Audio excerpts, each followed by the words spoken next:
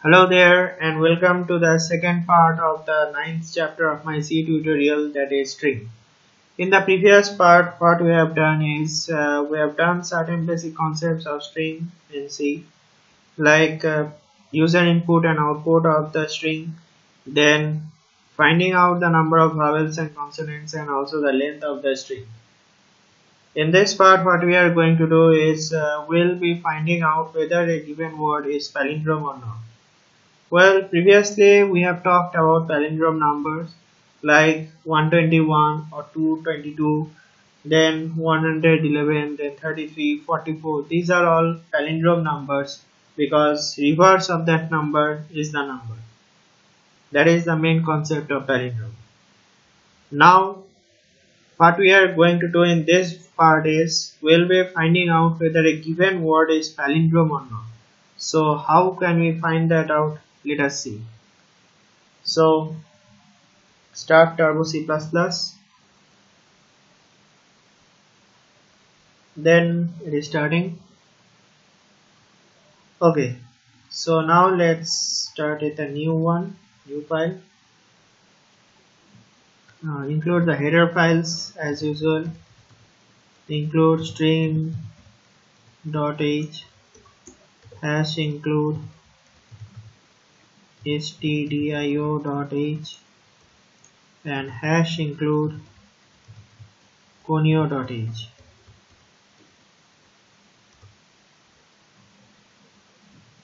Now what we are going to do is we'll be starting the main function. So it's void main. Now clr and initializing the string or the word. Now we will also be initializing I and l equal to strlen of a, that is length of the string, and at the same time let us take c equal to 0. Now what we are going to do is we'll take the user input of the word. So gets of a. Oops, I wrote strlen of a over here. It is not right. Now after taking the input l equal to strlen, we can't write int l equal to strlen of a before taking the string as user input, because a has got no value before it is taken as user input. So after taking user input, we can print, or we can find out the length of the string. So now we found out the length of the string. So after that, for I equal to 0, I less than l, I plus plus. Now that the loop has started, so now we are going to check whether the given word is palindrome or not. So how can we do that? There is a formula, that is, if a of I is double equal to a of l minus I minus 1. Now how it is happening, I'll be explaining to you after we get the output. So let's check whether it is working or not. If this condition is true, then C++. Close of if, close of for. Now if C is double equal to L, then only we'll find out, then only we'll be able to find out the palindrome. Or better to say, if C is equal to 1, only then the word is palindrome. So printf the entered word is palindrome.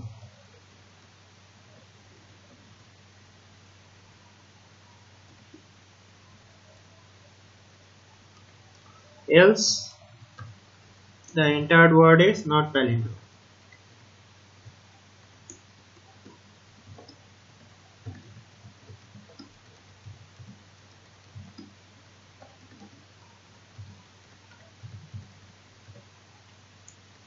So the program ends here with the get ch. Now let's find out whether there is no errors. Well, now let's enter word, that is Bob. The entered word is palindrome. Well, let us give some more design to it. Let's give printf enter a word. Now let's find out. Enter a word Bob. The entered word is palindrome. So now let's find out with another, like cat. The entered word is not palindrome. Why cat is not palindrome? Because cat reverse of cat is tsc cat. So cat is not equal to tag, so the entered word is not palindrome. In case of Bob, the reverse of Bob is Bob. So the word is palindrome. Now let's find out how this condition, this a of I is equal to a of L minus I minus 1 is working. So for that, let me show you in a notepad.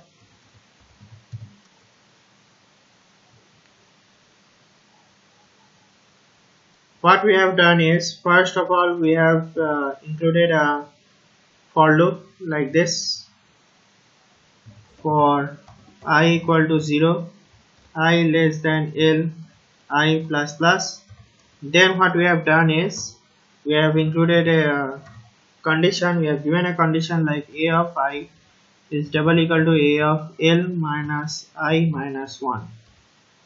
If this is so, then C plus plus, else, then we have ended it. Then we have given a condition, if C is equal to L, then palindrome.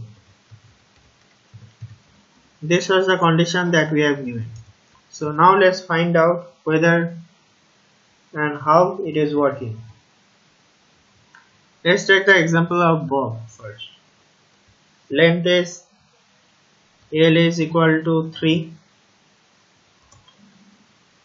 and C is equal to 0 at first. So first of all, first I was 0. So a of I means a of 0, which is equal to B. Then a of L minus I minus 1, that is a of 2. A of 2 is equal to B, the last letter, that is B. So a of 0 equal to a of 2 is true, so C is becoming 1. Then it is going back to the I loop, I equal to becoming 1. Then a of 1 is equal to O. Now a of L minus I minus 1. So 3 minus 1 minus 1 is equal to a of 1. This is equal to O. So a of 1 is equal to a of 1, O is equal to O is true. So C is becoming 2. C plus plus, C is becoming 2. Then I is becoming 2 when it is again entering into the loop. Now a of 2 is equal to B. Now a of L minus I minus 1. So it is equal to a of 0. A of 0 is B. So a of 2 is equal to a of 0, B is equal to B. So it is true. Then what is happening? C is becoming 3. Then again it is going back to the I loop where I is becoming 3. 3 is not less than 3. So it is going out of the I loop and then it is checking when if C is equal to L or not. So from here we can find out that L is definitely equal to C, or better to say C is equal to L, that is 3 is equal to 3, and so Bob is palindrome. Now let's take the example of cat. L is 3, C is 0.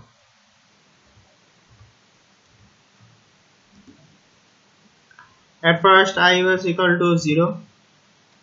At that time A of 0 is C and A of L minus I minus 1, that is A of 2.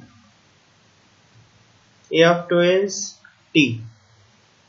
So A of 0 is not equal to A of 2, that is C is not equal to T, so C is remaining as 0. Then I is becoming 1 when it is entering into the loop.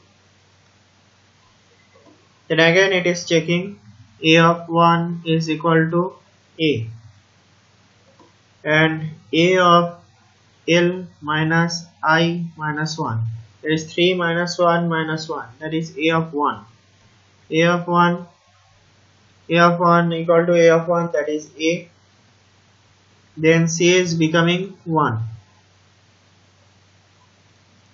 because A is equal to A. It has found out that A of I is equal to A of L minus I minus 1. So C has become 1. Now it is going back to the I loop and the I is becoming 2. I is becoming 2, so A of 2 is equal to T. Then A of L minus I minus 1, that is A of 0. A of 0 is equal to A of 0 is C. So T is not equal to C. In other ways, A of 2 is not equal to A of 0, so C is remaining as 1. Then I is becoming 3. 3 is not less than 3, so hence it is going out of the I loop and now it is checking whether C is equal to L or not. L is 3, C is 1. 3 is not equal to 1 or 1 is not equal to 3, so cat is not a palindrome. In other ways, reverse of cat is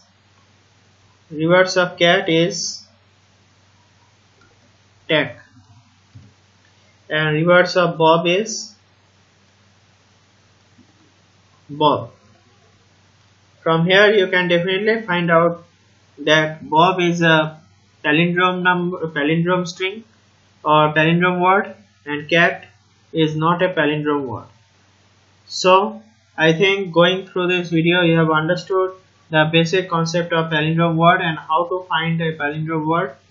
So I hope you have gone through both these parts and I think that you have understood the basic concept of string along with this palindrome string. So stay tuned for the last chapter, that is structure and union, where you will be knowing about a few concepts more about structure and union in C. So thank you for now and have a great day.